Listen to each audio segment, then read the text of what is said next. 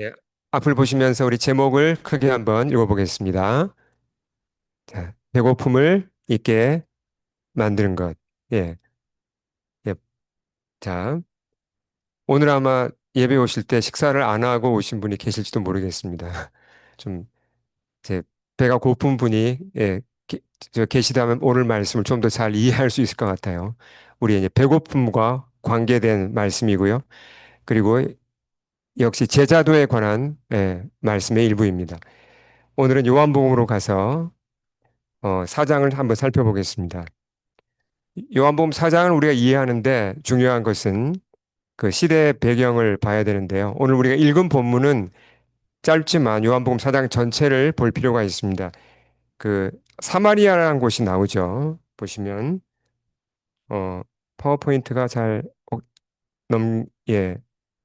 넘어가지 않아서 다음 페이지로 넘겨주시기 바랍니다. 네. 그 사마리아 이제 지도가 좀 작아서 잘 안 보이는데 큰 그림만 보시면 됩니다. 이스라엘 지도인데 위쪽에 있는 작은 호수는 갈릴리 호수죠. 그리고 아래쪽에 있는 큰 호수가 사해입니다. 사해에서 조금 더 사해 왼쪽에 있는 게 이제 유대 지방이죠. 유대. 이제 거기에 수도인 예루살렘이 있고 그 북쪽 갈릴리 그러니까 갈릴리 호수 근처에 그 지역을 갈릴리라고 부르죠. 근데 그 사이에 있는 갈릴리와 유대 사이에 있는 그 이제 지금 보라색으로 된 그 부분을 이제 사마리아라고 불렀습니다. 예수님 당시에. 그 구약 성경에서 사마리아는 한 도시를 가리키기도 하는데 예수님 시대에는 이 지역 전체를 사마리아라고 불렀죠. 근데 사마리아는 아주 슬픈 역사를 가지고 있습니다. 아시는 분도 계시겠지만 우리가 한번 정리를 해보겠습니다. 어떤 슬픈 역사입니까? 원래 그 이스라엘이 나라가 하나였는데 나라가 둘로 쪼개지잖아요. 그래서 북이스라엘과 남유다로 나라가 이제 나누어지죠. 근데 북이스라엘이 어느 나라에게 어느 제국에게 망합니까? 여기 써 있는 대로 기원전 722년경에 아수르 제국에게 북이스라엘이 정복당하고 멸망합니다. 그때 그 아수르의 정책이 뭐였냐면 아수르는 그 자기들이 정복한 땅에서 쓸만한 사람들, 그러니까 지도자들, 뭔가 좀 이렇게 능력 있는 사람은 다 포로로 잡아갔어요. 자기들 이제 가서 이제 뭐 니누웨나 이런 곳으로 다 데리고 가고 남아있는 사람들을 그냥 두지 않고 다른 민족을 강제로 이주를 시켜서 그러니까 외국인들이 북이스라엘 땅에 들어오게 해서 남아있는 이스라엘 사람들과 함께 혼혈이 되게 했습니다. 그래서 북이스라엘 사람들은 혈통도 순수한 혈통을 잃었죠. 그러니까 유대인이 아니고 섞였습니다. 그리고 신앙도 예, 많이 잃어버리고 타락한 거예요. 근데 남쪽에 있는 그 남유다에 있던 그 유대인들은 그래도 어 아수르를 이제 막아냈고 일단은 이제 나라를 지켜서 그런 어려움을 당하지는 않았습니다. 이때부터 남유다와 북쪽에 있는 이제 사마리아 사이에 갈등이 시작되는 거예요. 유대인들은 사마리아 사람들을 굉장히 싫어했습니다. 잘 알려진 사실이죠. 그러니까 정말 싫어하고 이방인 취급했고 어 갈등이 이제 그 두 사이의 갈등이 신약 성경에도 잘 나오는데요. 자, 지도를 가만히 보세요. 예루살렘에서 갈릴리로 가는 길이 어떤 게 보이십니까? 빨간색으로 된 지금 길이 예, 보이시죠? 그러니까 직선 도로로 쭉 이제 가면 되는데 유대인들은 그렇게 가지 않고 요단강을 건너서 이렇게 지금의 요르단 쪽으로 요단강을 건너서 둘러갔습니다. 한 거의 2배 정도 먼 길을 둘러갔죠. 왜요? 유대인들이 사마리아 땅을 밟고자 하지 않았습니다. 예. 그러니까 유대인들은 갈릴리 쪽이랑 유대 쪽에 있었는데 중간에 있는 사마리아에는 사마리아 사람들이 살고 있으니까 이걸 피해 다닌 거예요. 근데 예수님이 유대 지방, 아마 예루살렘 근방이었던 것 같은데 거기서 갈릴리로 가실 때 어떻게 가셨다는 게 요한복음에 나옵니다. 같이 한번 읽어보겠습니다. 유대를 떠나 다시 갈릴리로 가실새 사마리아를 통과하여야 하겠는지라. 예수님은 의도적으로 사마리아를 통해서 갈릴리로 가는 길을 잡으셨어요. 멀지만 이제 돌아가는 그 유대인들과는 달리 사마리아를 밟고 그곳을 통과하고자 하신 겁니다. 그래서 예수님과 제자들이 그 예수님 일행이 이 사마리아 땅에 도착해서 이 수가라는 작은 이제 마을에 도착했을 때 일어난 사건들이 오늘 요한복음 4장에 전체에 다 기록이 되어 있습니다. 크게 한 세 가지 사건이 여기 이제 나와요. 자, 그곳에서 무슨 일이 일어났는지 한번 잘 살펴보겠습니다. 자, 먼 길을 걸어서 지금 사마리아에 도착했죠. 예수님과 제자들이 피곤했다 그랬습니다. 예, 피곤했겠죠. 목이 말랐고 배도 고팠어요. 자, 그 예수님이 6절에 보시면 우물 곁에 그대로 앉으셨다 그랬어요. 예수님이 피곤해서 우물 곁에 앉아서 쉬시는 동안에 제자들은 어디로 갔죠? 마을로 들어갔다 그랬습니다. 제자들은 모두 유대인들이죠. 자, 여러분이 제자들이라면 사마리아 땅으로 들어왔을 때 마음이 어떠했을까요? 사마리아 일단 지경으로 들어왔다. 아마 처음 와봤을 가능성이 많습니다. 과거에는 온 적이 없죠. 올 일이 없죠. 마음이 불편했겠죠. 근데 이제 또 먹을 게 없으니까 어떻게 해야 되죠? 먹을 걸 사러 그 사마리아 동네에 들어가서 사마리아 사람들과 얘기를 하면서 뭔가를 사야 됩니다. 그 생각을 하니까 굉장히 마음이 불편했을 거예요. 예. 이제 이건 뭐 오늘날 어떤 뭐 한국하고 뭐 북한이라고 해야 되나 이게 좀 비교할 때가 참 좀 애매한데요. 뭐 몬트리올에 사는 이제 아주 전형적인 좀 그 이 케베코아하고 이제 영어권 사람이라고 해야 되나 뭔가 이게 서로 정말 잘 안 맞는 예. 그 불편한 가운데 지금 이제 마을로 들어가서 먹을 걸 삽니다. 그래도 굳이 왜 가야 됩니까? 어쩔 수 없이 왜 가야 되죠? 배가 고프니까 먹을 걸 사러 가야 되죠. 근데 재미있는 사실이, 자, 성경에 보면요. 제자들이 한 몇 명쯤 예수님을 따라갔는지 정확하게 모릅니다. 근데 최소한 12명 넘었겠죠. 12제자가 있었고. 근데 대부분의 제자들이 먹을 걸 사러 마을로 다 들어갔습니다. 다 갔단 말은 없지만 대부분 간 것 같아요. 근데 한 대표로 한 두세 명이 가서 먹을 걸 사오면 되지 않습니까? 예수님 곁에 머물면서 같이 있어 드리는 게 또 좋지 않나요? 근데 다 들어갔어요. 거의 대부분이 마을로. 왜 그렇죠? 예, 제자들은 사장에 보시면 계속 하는 말이 먹을 거 얘기밖에 안 해요. 제자들이 등장해서 한 말 모두 다 보면 먹을 것과 관련된 얘기만 합니다. 그러니까 배가 많이 고팠고 빨리 마을에 가서 뭔가를 사고 또 거기서 좀 먹고자 했던 것 같아요. 그러니까 대부분 다 마을로 들어가고 예수님은 아마 거의 요한 정도가 남지 않았을까. 이제 거의 이제 소수의 제자가 아마 예수님 곁에 남았던 것 같습니다. 그때 누가 옵니까? 사마리아 여자 하나가 어, 예수님 계신 우물가로 물을 길러 왔죠. 자, 예수님 좀 피곤하십니다. 목마르죠? 그런 상태인데 사람이 피곤하고 목마르고 배고프면 어, 보통 여러분의 경우는 어떻게 하십니까? 정말 내가 지금 너무 배가 고프고 너무 목마르고 너무 피곤하다. 그럼 다른 거 하실 수 있으세요? 그런 상황에서? 아니면 난 무조건 먹어야 된다. 한번 손 들어보시겠어요? 난 일단 먹고 쉬어야 된다. 난 도저히 다른 거 못한다. 예, 그런 분들, 저도 비슷하거든요. 잘, 그렇잖아요. 배고프고 막, 어떤 때는 막 정신이 없죠. 어, 근데 그런 와중에도, 너무 배가 고픈 와중에도요, 사람들이 보면요, 자기가 좋아하는 일을 하는 분들이 또 계세요. 밥을 안 먹고도. 그런 게 어떤 게 있습니까? 나는 내가 배가 고파도 밥을 안 먹고도 할 수 있다. 그런 일들이 보면 있으세요. 지금 어떤 게 있죠? 한번 예를 들어 볼까요? 자는 거, 예, 예. 게임하는 거, 또 뭐, SNS 하시는 거, 예. 뭐, 드라마를 끝까지 뭐 정주행할 때 배가 고파도 계속 하시는 분도 계시잖아요. 자기가 좋아하는 뭐 스포츠도 마찬가지죠. 뭐 골프나 테니스 이거 배가 고파도 하시는 분들 제가 봤어요. 예. 저도 그렇게 해봤고. 자, 근데 이게 예수님은 지금 배고프고 목마른데 한 여인이 나타난 겁니다. 우물가에. 근데 누가 먼저 대화를 걸었죠? 예수님이 먼저 대화를 걸었습니다.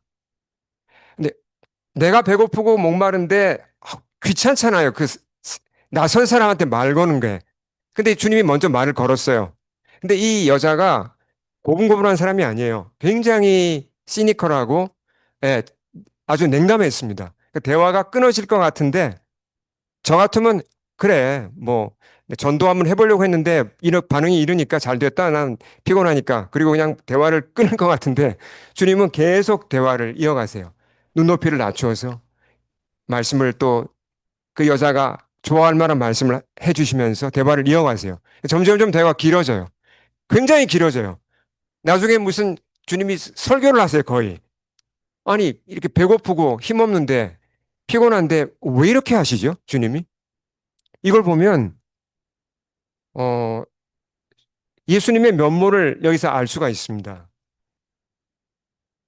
그러니까 주님은, 어, 배가 고프고 힘이 없는데도 그 일이 기쁜 거예요. 여러분, 이게 그 일이 하고 싶은 거예요. 억지로 한다라기보다는. 예. 그게 오늘 이 중요한 주제입니다. 배고픈 것보다 더 그게 하고 싶은 거예요.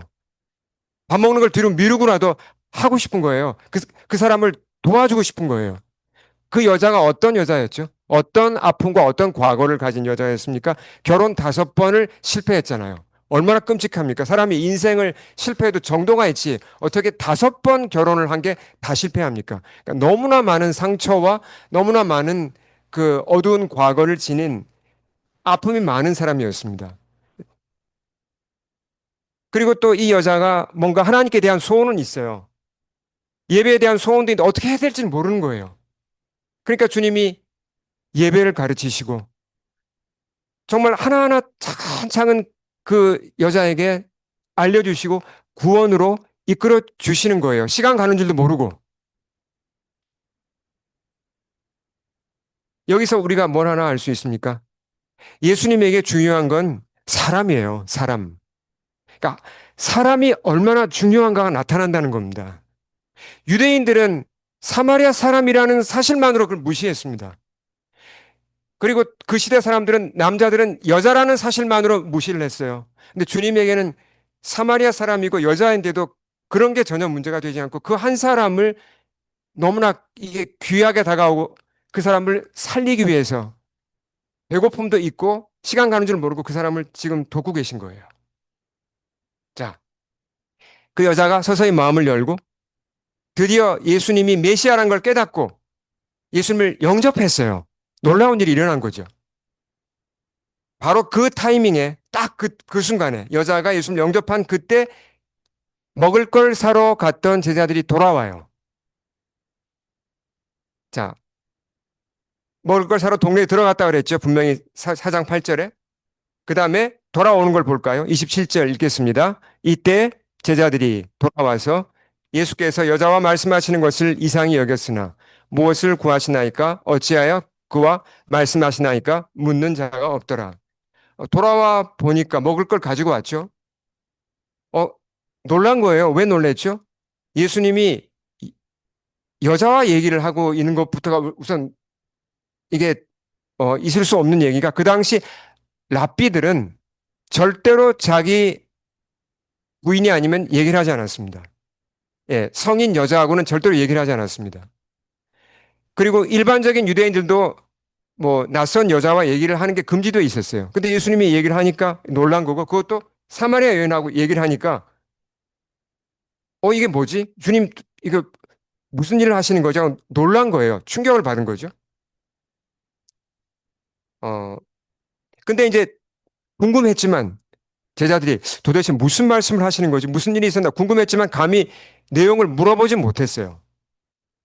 그때 막 예수님과 여자 사이의 대화가 끝나고 여자가 급히 동네로 들어갑니다. 물 항아리도 버려두고 아마 뭐 거의 뛰다시피 간 것 같아요. 굉장히 드라마틱한 일이 막 일어나고 있죠.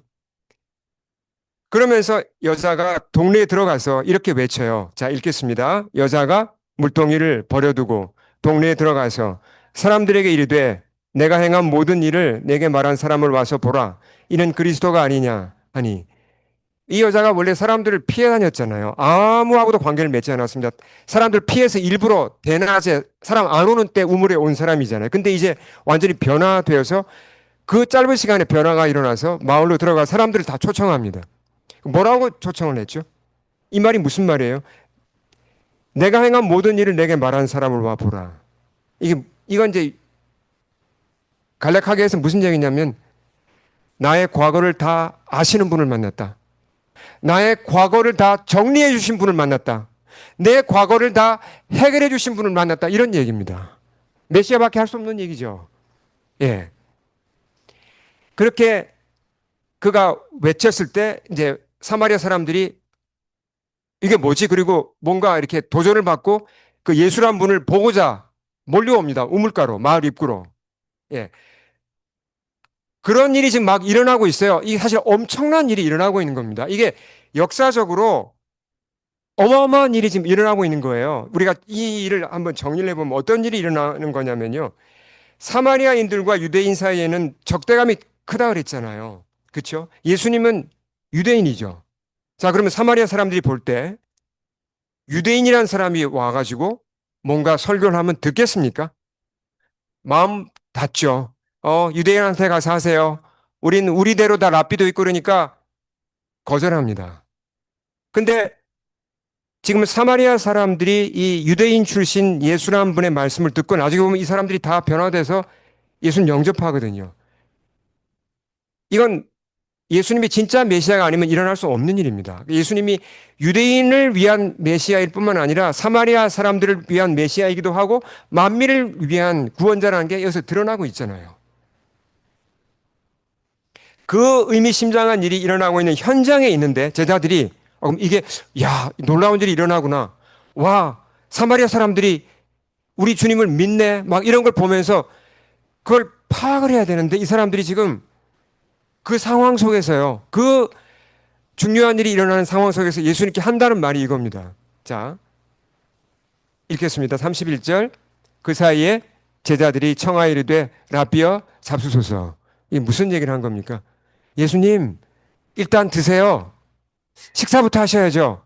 이게 이제 착한 마음이죠. 예수님을 챙겨드리는, 배고프시는, 예수님이 시작한 걸 아니까. 예수님을 챙겨드리는 건 좋은데, 어, 이 사람들이 지금 마음이 어디에 가 있다는 겁니까? 이 사람들의 지금 마음은 음식 외에는 지금 그 선을 넘어가지는 못해요.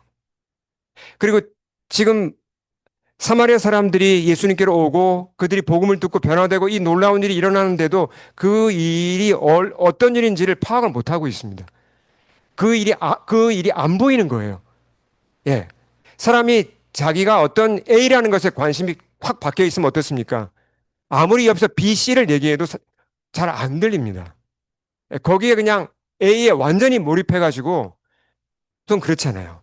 지금 제자들은 어디에 몰입해 있죠? 음식에 지금 몰입해 있습니다. 예. 먹을 거예요. 그때 예수님이 제자들이 전혀 예상하지 못한 답을 하세요. 제자들이 이렇게 물었잖아요. 라비어 잡수소서. 그때 이제 먹을 것을 이어받아 예수님이 이렇게 말씀하십니다. 다시 읽을까요? 이르시되 내게는 너희가 알지 못하는 먹을 양식이 있느니라. 어, 무슨 말씀인가요? 예수님에게 무슨 비상식량이라도 있단 말입니까? 뭐 감추어둔 식량이라도 아니잖아요. 그러니까 주님이 말씀하시는 이 양식은 육적인 양식이 아니라 영적인 양식이 분명한데, 그렇죠? 뭐 빵이나 이런 게 아니라 영적인 양식을 얘기한 게 분명한데 제자들이 이쯤 되면 이걸 알아차려야죠. 아, 주님이 이거 말씀하시는 양식이라는 게 영적인 양식이구나. 이걸 파악을 해야 되는데 사마리아 여인도 영적 양식을 지금 먹고 영적인 물을 마시면서 변화된 거잖아요. 사마리아 사람들이 왜 예수님께 몰려옵니까? 그 영적 양식을 그 놀라운 양식을 보고 몰려오는 거잖아요. 근데 제자들은 이 말을 예수님 말씀을 못 알아듣고 또 이렇게 서로 얘기를 합니다. 같이 읽겠습니다. 제자들이 서로 말하되 누가 잡수실 것을 갖다 드렸는가? 누가 예수님에게 먼저 이 식사를 이미 드렸지? 베드로가 했나? 뭐 요한이 했나? 뭐 이렇게 누가 드렸지? 예수님이 이미 먹을 게 있다고 하니까. 아직도 이 사람들은 지금 예, 이 육적인 양식, 음식에서 잘 벗어나질 못하고 있어요. 음식은 대단히 중요합니다. 예, 음식을 여기서 지금 뭐 폄하하는 게 전혀 아닙니다. 폄훼하는 게 아닙니다. 그 우리의 생명과 직결돼 있죠. 우리가 잘 먹어야 됩니다. 중요하죠. 근데 음식이 우리 몸에 에너지를 주는 것뿐만 아니라 음식이 또 다른 역할이 있습니까? 음식을 먹을 때 어떤 만족이 있고 즐거움이 되고 또 음식을 먹으면서 교제도 하고 그런 그런 역할도 중요한 거잖아요. 그렇죠? 어, 사실 이제 음식을 나누는 건 참 좋은 겁니다. 이제 어제가 아니라 그 전주 토요일에 그 이제 저희 이제 우에란 사모가 우리 목장을 인도를 하니까 저희 집에서 목장 모임을 한번 가졌어요. 그러니까 저는 이제 목원은 아니지만 식사할 때는 저도 이제 저를 이제 끼워준다고 해서 저도 식사를 같이 했습니다. 그래서 제 아내도 이제 음식 한 가지를 준비하고 목원님들이 다 한 가지씩 음식을 이제 가지고 오셨어요. 정성껏. 무슨 이렇게 뭐 화려한 음식은 아니지만 정성껏 준비한 음식이 이게 모이고 그 음식을 나눌 때 웃음이 끊이진 않았어요. 와, 막 다 손뼉을 치고 막 기뻐하고 뭐 이런 걸 해오셨냐고 막 그렇게 그리고 즐겁게 먹고 그 교제가 참 좋았어요. 예, 그런 음식을 우리가 나누고 함께 먹고 교제하는 건 이건 우리한테 정말 필요한 겁니다. 예수님도 음식의 중요성을 아시죠? 예. 근데 어 예수님이 지금 앞에서 32절에서 하신 말씀에는 어 우리가 먹고 마시는 이 우리가 관심 가지는 이 음식 그리고 음식을 통한 교제보다 한 차원 높은 음식이 있다는 걸 우리에게 알려주시는 겁니다. 이 말씀 우리 다시 한번 읽어볼까요? 32절 같이 읽겠습니다. 알지 못하는 먹을 양식이 있느니라. 이게 뭘 말씀하시는 건가요? 자, 우선 주님 말씀을 좀 더 들어보겠습니다. 같이 읽겠습니다. 34절. 예수께서 이르시되 나의 양식은 나를 보내신 이의 뜻을 행하며 그의 일을 온전히 이루는 이것이니라.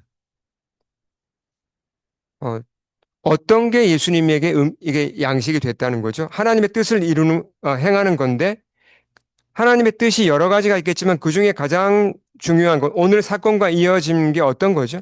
결국은 사마리아 여인같이 그 잃어버린 영혼을 구원하는 거잖아요. 예. 이런 게 음식이 될 수 있습니까? 잃어버린 영혼을 구원하는 것. 전도해서 한 사람을 주께로 인도하는 것. 복음을 잘 이해 못하는 사람에게 복음을 이해시키고자 복음을 잘 설명해 주는 것. 이런 것들이 나에게 솔직하게 정말 음식이 될 수 있나요? 어, 여러분, 이런 음식에 구미가 당기세요? 정말?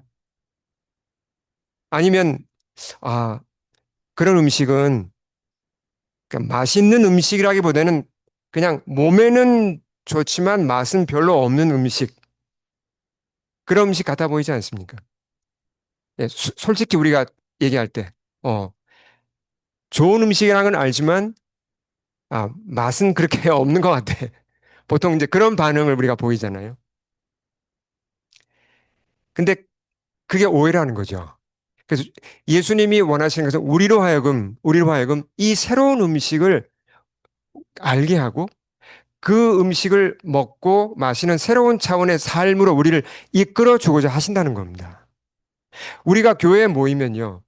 교제가 있습니다. 기본적으로 우리가 친교 시간에 다과를 나누고 또 이런저런 우리가 대화를 주고받는 그것도 소중한 기쁨이에요. 그렇죠. 우리가 그렇잖아요. 또 뭐 가끔은 우리가 또 식사도 같이 하고 뭐 목장 모임이나 아니면 이제 뭐 예배 후에 모이는 전체 우리 그 모임에서 그런 음식과 우리의 그 교제들. 근데 거기 그것만 있다면 그것은 더 이상 교회는 아니죠. 그건 어떤 친목 모임이지 교회는 아닙니다. 그래서 주님이 말씀하신 이 주님이 여기서 뭐라고 그러셨죠? 나의 양식이라는 표현을 썼습니다. 나의 양식.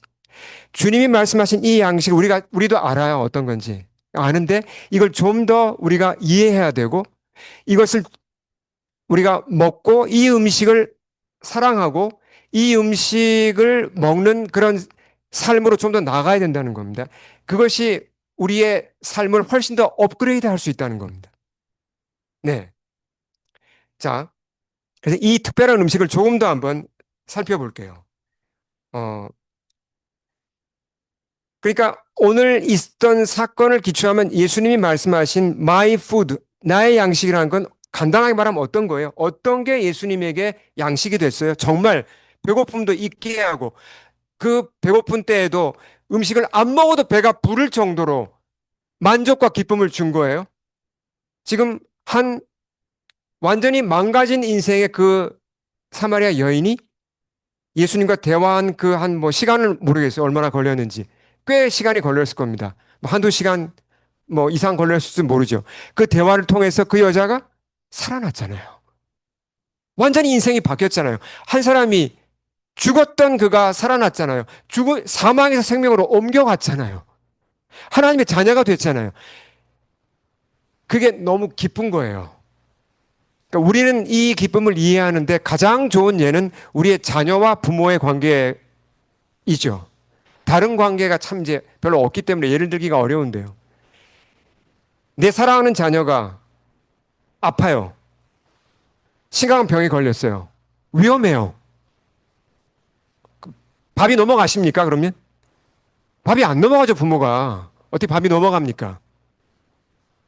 근데 병원에서 정말 의사들과 그 의료진들이 최선을 다해서 수술을 하고 어떻게 해서 결국은 위기를 넘기고 살아났어요. 죽는다 그랬는데 살아났어요. 자, 그러면 그 기쁨이 얼마나 크겠습니까? 배고픈 거 다 잊어버리고 기뻐 뛰고 막 그 소식을 알리지 않겠습니까? 아, 나 우선 나 밥부터 먹어야 돼. 그 소식 나중에 알려도 돼. 그러시는 분들 계세요? 안 계시잖아요. 왜요? 왜 그렇게 기쁘죠? 죽었던 애가, 죽어가던 애가 살아났잖아요. 그 기쁨을, 그 만족을 그 어떤 것과 비교할 수 있겠습니까? 그렇잖아요. 그런 죽어가던 자녀가 살아나는 기쁨 이상의 기쁨이 예수님에게 지금 임한 거예요. 완전히 멸망으로 떨어졌던 한 사람이 살아나서 하나님의 자녀가 된 겁니다. 자, 예수님이 하신 말씀 중에 이런 말씀이 있습니다. 자, 누가복음 말씀인데 같이 읽어보겠습니다. 내가 너에게 이르노니 이와 같이 죄인 한 사람이 회개하면 하늘에서는 회개할 것 없는 의인 99으로 말미암아 기뻐하는 것보다 더하리라. 언제 하신 말씀인지 이거 기억나세요? 누구에게 주신 말씀인지 기억나세요? 이 말씀을 기초로 예수님이 비유를 세 가지 들려주십니다. 그 중에 세 번째 비유가 뭔지 기억나세요? 그 유명한 탕자의 비유가 나오죠. 예수님이 그 시대 이스라엘에서 죄인 취급받고 마지날 피플, 정말 그 사람들이 싫어하는 그룹, 그런 창녀, 뭐 죄인, 세리 이런 사람들과 함께 식사하시는 걸 보고 이 유대교 리더들이 비난을 했습니다. 아, 어떻게 저런 형편없는 사람들과 함께 어울리냐? 그랬을 때 예수님이 하신 말씀이에요. 자, 중요한 천국에 대해서 중요한 힌트가 여기서 나옵니다. 뭐라 그랬죠? 죄인 한 사람이 회개하면 어떻게 됩니까? 멸망해서 구원받는 겁니다. 하나님의 자녀가 되는 겁니다. 그러면 그게 누구에게 기쁨을 주죠? 회개할 것 없는 의인 99이란 건 뭘 얘기합니까? 천국에 이미 들어간 사람들 얘기하죠. 천국에는 기쁨이 얼마나 많겠습니까? 천국에. 그렇죠? 근데 천국의 그 모든 기쁨들보다 더 큰 기쁨이 뭐라는 거죠? 예, 죄인이 회개하고 구원받는 거라는 겁니다. 여러분, 그 당시, 예수님 당시에 사마리아 여자가 하나님의 자녀가 되었다는 그 소식이 어디 선까지 알려졌을까요? 뉴스에 났을까요? SNS에 올라갔을까요? 전혀 모릅니다. 세상은 모릅니다. 이스라엘 뉴스, 로마 뉴스에 안 나옵니다. 근데 어디 뉴스에는 나오죠?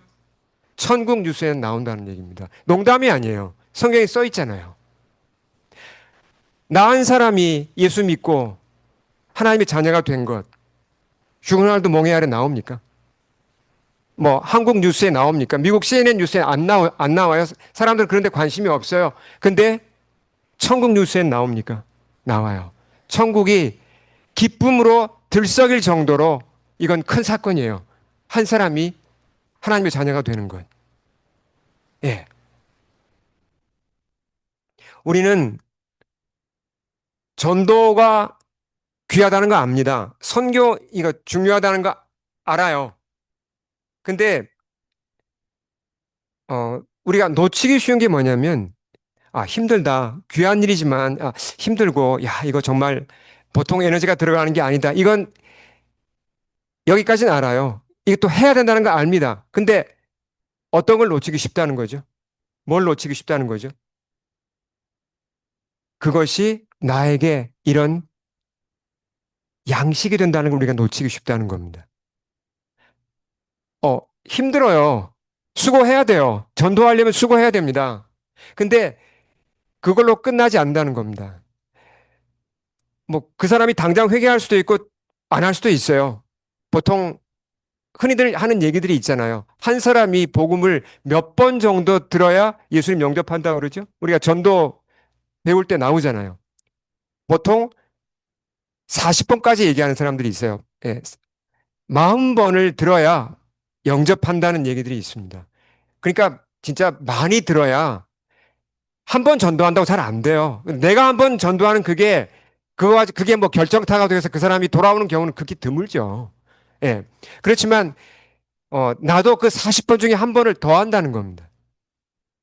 그렇게 해서 한 사람이 주께로 돌아올 때 그 기쁨은, 내가 이 세상 전체에서, 내 인생 전체에서 얻을 수 있는 그 모든 기쁨을 다 합친 것보다 훨씬 더 큰 기쁨이고, 하늘의 기쁨이고, 하늘의 보람이고 기쁨이란 얘기죠. 이런 세상이 우리에게 열릴 수 있다는 겁니다. 전도라고 하니까 너무 우리가 좁게 생각할 수 있는데 이게 폭이 넓어요.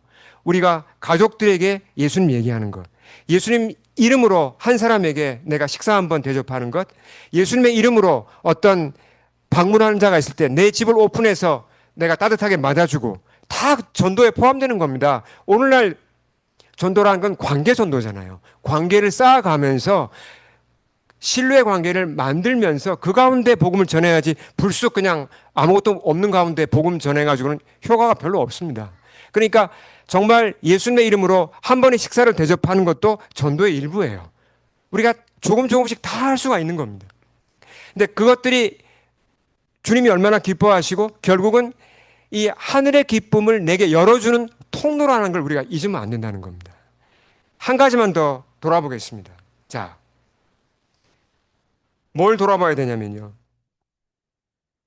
우리에게 누가 전도했냐는 겁니다. 우리가 자꾸 전도한다는 것만 생각하면 우리가 부담을 가져요. 전도해야 돼. 선교해야 돼. 누군가가 여러분에게 전도했나요? 전도했으니까 여기 지금 앉아 계신 거잖아요. 과거에 우리는 예수님은 몰랐습니다. 뭐 모태신앙도 있지만 인격적으로는 몰랐죠. 영적 무지 가운데 멸망을 향해 가고 있었습니다. 근데 우리가 어떻게 복음을 듣게 되었고 하나님의 자녀가 되었습니까? 돌아볼 필요가 있어요. 다른 사람의 도움이 없이 혼자서 크리스찬이 된 사람 아무도 없습니다. 원래 우리는 대부분 다 하나님께 관심이 없었잖아요. 그리고 뭘 믿었습니까? 내 힘으로 세상을 살 수 있다고 믿었잖아요. 하나님 없이도 하나님 필요 없다 우린 생각했잖아요. 우린 사실 그럴 능력도 없으면서 교만하게 그렇게 한 겁니다. 근데 이런 우리를 위해서 기도한 사람들이 있었습니다. 이걸 생각해 보셔야 돼요. 이렇게 영적으로 교만하고 거만한 우리를 위해서 포기하지 않고 기도한 사람들이 있었습니다. 눈물로 기도한 사람들이 있었습니다. 뒤에서, 보이지 않는 곳에서 우리가 돌아오도록, 주님께 돌아오도록 기도한 사람이 있었고, 겉으로는 멀쩡해 보여도 영혼은 병들어서 외로움과 두려움과 인생의 무의미로 고통스러워하는 우리의 아픔을 알고 함께 마음 아파하며 기도한 사람들이 있었습니다. 더 나아가서 시간을 내어서 또 용기를 내어서 우리에게 다가와서 복음을 전해준 사람이 있었고, 교회로 손을 이끌어준 사람들이 있었습니다. 또 까다롭게 따지는 우리를 위해서 우리를 감당해주면서 우리에게 복음을 설명해준 사람들이 있었습니다. 의심 많고 잘 믿지 못하는 우리를 품어주면서 하나님의 말씀을 전해주고자 성경을 붙들고 오랜 시간 씨름하면서 설교 준비한 목회자들이 있었어요. 수많은 사람들이 우리 뒤에 있었습니다. 그래서 우리가 복음을 받게 되었고 이 자리에 있게 된 겁니다. 어, 주님이 우리에게 원하시는 것은 조금 우리가 더 마음을 넓히길 원하세요. 우리에게 어떤 짐을 지우고자 하는 게 절대로 아닙니다. 내가 정말 복음을 전하고자 예수님의 사랑을 나누고자 예수님을 알리고자 조금 마음을 열고 관심을 갖기 시작하면 보여요. 가족들 중에, 친구들 중에, 이웃 중에 내가 어떻게 다가갈지 마음을 쓰라는 겁니다. 마음을 쓰다 보면 결국은 예수님 말씀하신 이 기쁨이 우리에게도 임하고 더 충만하게 임할 것입니다. 우리 함께 기도하시겠습니다. 우리 엎드리겠습니다. 주님 앞에, 선포된 말씀 앞에 엎드려서